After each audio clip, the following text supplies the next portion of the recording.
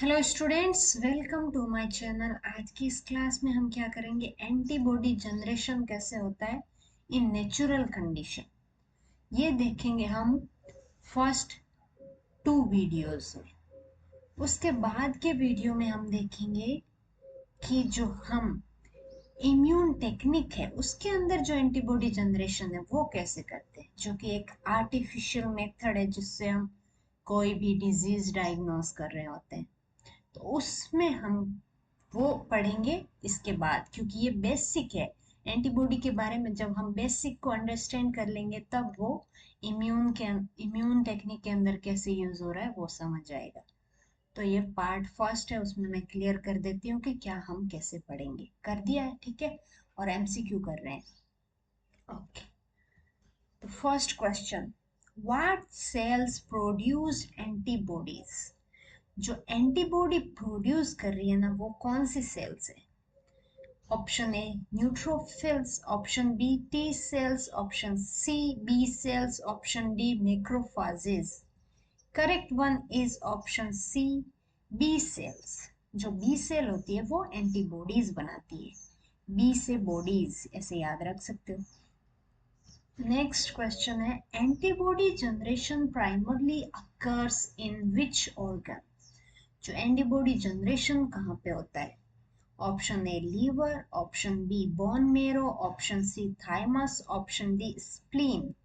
Correct one is bone marrow. Bone marrow के अंदर होता है generation of antibody. Next, which process of antibody production after exposure to an antigen is called. जो antibody का production हो रहा है किसी भी एंटीजन से एक्सपोजर के बाद, उस प्रोसेस को क्या बोलेंगे। Option A clonal deletion, option B clonal selection, option C opsonisation, option D apoptosis. Correct one is clonal selection. Next, which part of the antibody binds to the antigen। जो antibody है ये जो जैसे आप दिख रहा है, इसका कौन सा पार्ट है जो एंटीजन से बाइंड करता है। Option A Fc region, option B Fab region, option C heavy chain, option D light chain. Correct one is option B Fab region. जो ये वाला रीजन है, ये वाला, इसको बोलते हैं फेब रीजन। और जो ये नीचे वाला रीजन है उसको बोलते हैं एफसी रीजन। तो जो फेब रीजन है उसके यहाँ पे आके एंटीजन्स बाइंड करते हैं। तो ये रीजन कौन सा हो गया एंटीबॉडी का, Fab region. Next, which cells help B cells produce antibodies. जो एंटीबॉडीज प्रोड्यूस करता है बी सेल, उनके उसकी हेल्प कौन सा सेल करता है। Option A helper T cells, option B cytotoxic T cells, option C macrophages, option D dendritic cells. Correct one is helper T cell. तो जो हेल्पर नाम है इसका, वो इसी वजह से पड़ा है कि वो बी सेल की हेल्प करता है। नेक्स्ट है, which immunoglobulin is most abundant in serum. Serum में सबसे ज्यादा कौन सा इम्यूनोग्लोब्यूलिन मिलता है। Option A IgA, option B IgE, option C IgM, option D IgG। Correct one is IgG है, वो मोस्ट अबंडेंट होता है सीरम के अंदर। जो ब्लड सीरम है ना, उसके अंदर सबसे ज्यादा जी होता है, सीरम जी। ओके, और IG का फुल फॉर्म क्या है, इम्यूनोग्लोब्यूलिन। ये भी याद रखना है। नेक्स्ट है, the first antibody produced in response to an infection. जब इन्फेक्शन होता है तो कौन सी एंटीबॉडी है वो सबसे पहले बनती है। Option A IgA, option B IgE, option C IgM, option D IgG। Correct one is option C IgM। M है जो सबसे पहले बनती है। मैं फर्स्ट वैसे। Which process leads to antibody diversity। जो एंटीबॉडी है उसके अंदर जो डाइवर्सिटी होती है वो किस वजह से होती है, उसमें कौन सा प्रोसेस होता है। Option A class switching, option B somatic recombination, option C clonal deletion, option D complement fixation. Correct one is somatic recombination. कोई भी रिकॉम्बिनेशन होगा उस वजह से डाइवर्सिटी आती है किसी भी चीज के अंदर, तो ये हो गया somatic recombination. What triggers B cell activation? B cell को एक्टिवेट करने के लिए उसको क्या चीज ऐसी है जो ट्रिगर करती है? वो शांत बैठा है, उसको कौन शांत करता है, कौन छेड़ता है? Option A complement activation, option B T cell receptor recognization, option C binding of antigen to B cell receptor, option D phagocytosis of antigen. Correct one is option C, binding of antigen to B cell receptor। जब antigen हमारे अंदर आ जाते हैं और फिर वो B cell रेसेप्टर से bind कर जाते हैं ना, तब कि अच्छा कौन आके चिपका है मेरे से, ऐसे करके ये फिर एक्टिवेट होता है। अच्छा मेरे से चिपकने वाले तो सब बुरे लोग ही होते हैं, तो वो है एंटीजन, इस वजह से ये ट्रिगर होके अब खुद को एक्टिवेट करता है। नेक्स्ट है which region of antibody determines it's class. जो एंटीबॉडी है उसका कौन सा रीजन है वो डिटरमाइन करता है कि ये इस क्लास का मेंबर है, आईजीएम का है या आईजीजी का है, आईजीए का है। तो वो क्लास जो डिटरमाइन हो रही है वो कौन सा रीजन करता है? Option A light chain, option B Fab region, option C FC region, option D variable region. Correct one is FC region. FC region कौन सा था? जो नीचे वाला पोर्शन था। नेक्स्ट है where does class switching occur in the antibody. जो antibody है वहां पे जो क्लास स्विच हो रही है वो कहाँ पे होती है? ऑप्शन ए वेरिएबल रीजन के अंदर, या option B constant region, option C Fab region, option D J chain region. Correct one is constant region, क्योंकि जो वेरिएबल रीजन है वो तो मतलब एजीएम है, उसके भी एम के भी अलग अलग पार्ट में भी वो वेरिएबल मतलब अलग अलग हो सकता है। बट कांस्टेंट रीजन यानी कि वो एक कांस्टेंट कोई चीज है, वो उसको उसकी आइडेंटिटी है। जैसे आईजीएम है, उसका एक रीजन है, वो कांस्टेंट है, चाहे वो आईजीएम का कोई सा भी मतलब कोई सा भी आईजीएम हो। यदि उसके अंदर चेंज हो गया तो वो पूरी आईजीएम से दूसरा आईजी बन जाएगा। जैसे आईजीए भी बन सकता है, जी भी बन सकता है, ई भी बन सकता है। तो वो कांस्टेंट रीजन के अंदर चेंज की वजह से होता है। तो कांस्टेंट रीजन की चेंज मतलब रीजन के अंदर चेंज होने की वजह से क्लास स्विच देखने को मिल सकती है एंटीबॉडीज के अंदर। Which immunoglobulin is associated with allergic reaction? ये तो बहुत बहुत मतलब कॉमन क्वेश्चन होता है। एलर्जिक रिएक्शन में कौन सा आईजी प्रोड्यूस होता है? वो होता है आईजीई। ऑप्शन फिर भी देख लेते हैं। ऑप्शन ए है IgA, option B IgG, option C IgE, option D IgM. Correct one is IgE is for allergetic reaction. Next है memory B cells are formed during which type of immune response? Option A innate, option B primary, option C secondary, option D complement. इसमें ये बोला है कि जब memory B cell है ना वो कब बनती है, वो कब मतलब अपना रेस्पॉन्स दिखाती है? वो दिखाती है सेकेंडरी, यानी कि प्राइमरी तो वो होता है जब पहली बार इन्फेक्शन होता है, तब उसके पास मेमोरी नहीं होती। जब सेकेंडरी आ जाता है, कोई भी सेम इन्फेक्शन दोबारा हो तो उसके अंदर मेमोरी होती है। यानी कि ये चीज तो मेरे साथ पहले हुई है, तो वो याद रहता है ना। जब सेकेंड टाइम कोई भी ट्रिगर करता है तो वो सेकेंडरी हो गया। तो सेकेंडरी के time memory B cells formed होती है। Next, what role do plasma cells play in the immune response? जो प्लाज्मा सेल्स है, प्लाज्मा सेल किसको बोल रहे हैं? बी सेल को ही हम प्लाज्मा सेल्स बोल रहे हैं। ये चल नहीं रहा है ना, हम इसको चला के देखते हैं। हाँ, तो ये जो बी सेल्स होती हैं उसी को प्लाज्मा सेल्स बोलते हैं इम्यून इम्यून मतलब इम्यून रेस्पॉन्स के अंदर। ऑप्शन ए फेगोसाइटोसिस के अंदर प्लाज्मा सेल्स अपना रोल प्ले करती है, या फिर option B antigen presentation, option C antibody production, option D cytokine secretion.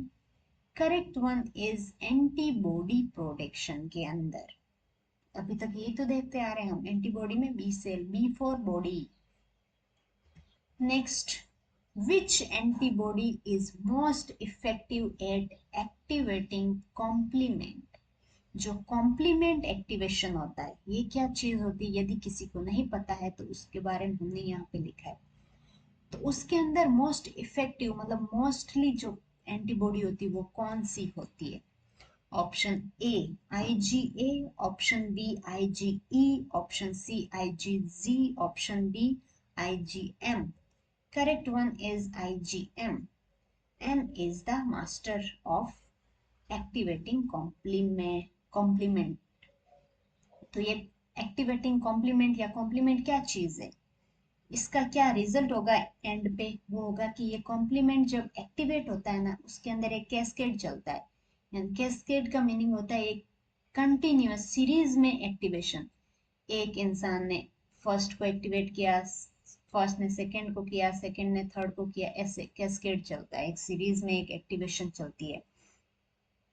और वो स्टिमुलेट होती है फेगोसाइटोसिस के लिए। फेगोसाइटोसिस क्यों होता है? क्योंकि जो भी हमारे अंदर जो फॉरेन पार्टिकल है या जो भी डैमेज्ड मटेरियल है उसको फेगोसाइट करने के लिए, उसको हटाने के लिए। और ये कैसे होता है? कोई भी इंफ्लामेशन है उसकी वजह से ये स्टार्ट होता है, और फिर ये क्या बनता है लास्ट में?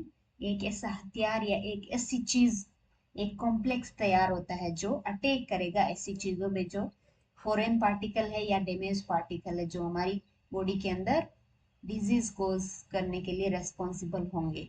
तो उसको फेगोसाइट करने के लिए ये चीज बनती है, उसको बोलते हैं कॉम्प्लीमेंट एक्टिवेशन। एक्टिवेशन कैसे होता है? कोई भी एक चीज ट्रिगर हो गई, कोई भी फॉरेन पार्टिकल आ गया, उस वजह से एक्टिवेट होगा और वो कैस्केड चलेगा, एक लंबा प्रोसेस चलेगा एक के बाद एक को एक्टिवेट करने का, और फाइनल में वो एक कॉम्प्लेक्स बन जाएगा जो इतना स्ट्रांग होगा कि उस फॉरेन पार्टिकल को या डैमेज मटेरियल को वो डिस्ट्रॉय कर सकता है या फेगोसाइट कर सकता है अच्छे से। फेगोसाइट मीन्स एक एंगल्फ करके कोई भी चीज यहाँ पे है, ये है जैसे कोई भी फॉरेन पार्टिकल, इसको फेगोसाइट कैसे करेगी? ये सेल हमारा, तो ये फेगोसाइट एक अमीबा के जैसे, अमीबा कैसे फेगोसाइट करती फूड को, वैसे ये अंदर ले लेती है और अंदर लेके फिर उसको डाइजेस्ट कर देती है। Next, affinity maturation occur in which organ? जो एंटीबॉडी की जो एफिनिटी है यानी किसी भी एंटीजन के साथ बाइंडिंग करने की जो कैपेसिटी है वो कहाँ डेवलप होती है, वो मैच्योरिटी कहाँ आती है उसको? ऑप्शन ए बोन मेरो के अंदर, ऑप्शन बी थाइमस के अंदर, ऑप्शन सी लिम्फ नोड्स के अंदर, ऑप्शन डी स्प्लीन के अंदर। Correct one is lymph nodes के अंदर आती है ये वाली maturity, affinity maturity. Next, what type of bond holds the heavy and light chain of an antibody together? कौन से बॉन्ड है जो लाइट और हैवी चेन को एक साथ जोड़ के रखते हैं? Option A hydrogen bonds, option B disulphide bonds, option C ionic bonds, option D van der Waals forces. Correct one is option B disulphide bonds है जो होल्ड करके रखते हैं। नेक्स्ट है which antibody is found in mucosal surface? जो mucosal surface होता है वहां पे कौन सी एंटीबॉडी मिलती है? म्यूकोसल सरफेस क्या होता है? कोई भी सिक्रेटरी या एब्सॉर्ब करने वाला सरफेस है, जैसे हमारा इंटरनल जो भी सिस्टम है, इंटरनल पार्ट जैसे माउथ से लेके एनस तक जो भी पार्ट है वो क्या है? फ्लूइड है, उसमें थोड़ा थोड़ा ऐसे कुछ ना कुछ हमारी ये स्किन या इनर जो मोस्ट लाइनिंग है वो सिक्रेट करती रहती है, तो वो म्यूकोसल है, म्यूकस सिक्रेट करती है, स्मूथ या चीज ल्यूब्रिकेट रखने के लिए, कोई भी पार्टिकल को वहां पे पास ऑन करने के लिए, कुछ भी रीजन हो, जैसे नोजल कैविटी, इसके अंदर भी म्यूकस है, तो ये जो म्यूकस सरफेस है उसके अंदर एंटीबॉडी कौन सी होती है? Option A IgG, option B IgM, option C IgA, option D IgE। Correct one is IgA। IgA होता है म्यूकोसल सरफेसेस के ऊपर। Which enzyme is involved in VDJ recombination? ये जो VDJ recombination है उसके बारे में यदि किसी को नहीं पता है तो ये यहाँ पे मेंशन किया है। तो इसके अंदर जो एंजाइम इन्वॉल्व होता है वो कौन सा होता है? Option A RAG1, RAG2, option B DNA polymerase, option C caspase, option D DNase। Correct one is RAG1 और RAG2, ये होगा करेक्ट वन। तो अब देखते हैं कि VDJ रिकॉम्बिनेशन क्या होता है।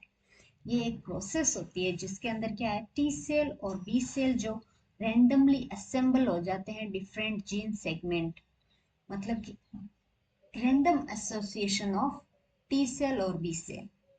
T सेल क्या करती है, B सेल को हेल्प करती है, तो ये दोनों का एसोसिएशन तो जरूरी है, तो ये रैंडम एसोसिएशन है।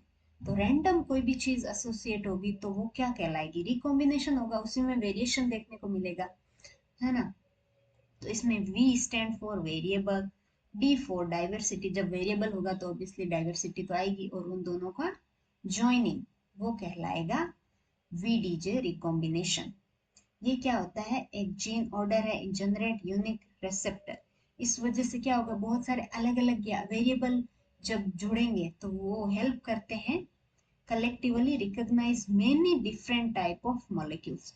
यदि जब वेरिएबल और डिफरेंट टाइप की चीजें एक साथ होगी तो वो अलग अलग किसी भी टाइप की चीजें आएंगी तो वो पहचान पाने में उसको इजी होगा ना।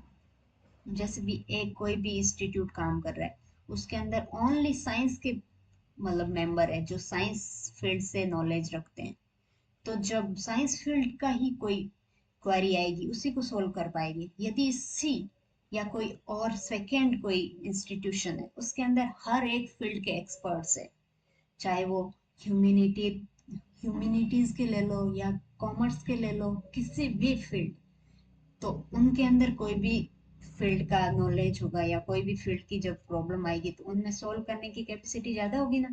तो ऐसे ही ये काम करता है। तो इसके लिए एंजाइम कौन सा है, RAG1 और RAG2। Next, the process of enhancing phagocytosis by antibodies is called. जो फेगोसाइटोसिस प्रोसेस है उसको इनहांस करने वाला जो एंटीबॉडी है, एंटीबॉडीज के द्वारा जो एनहांसमेंट देखने को मिलती है फेगोसाइटोसिस के अंदर, उस प्रोसेस को क्या बोलते हैं? Option A neutralization, option B opsonization, option C clonal selection, option D class switching. Correct one is opsonization. Opsonization for enhancing phagocytosis. Okay, thank you so much for watching this video. If you like this video, then hit the like button. Or if you have any query, any problem, any mistake you find in this video, then mention in the comment section of this video. Okay, bye bye, tata, take care.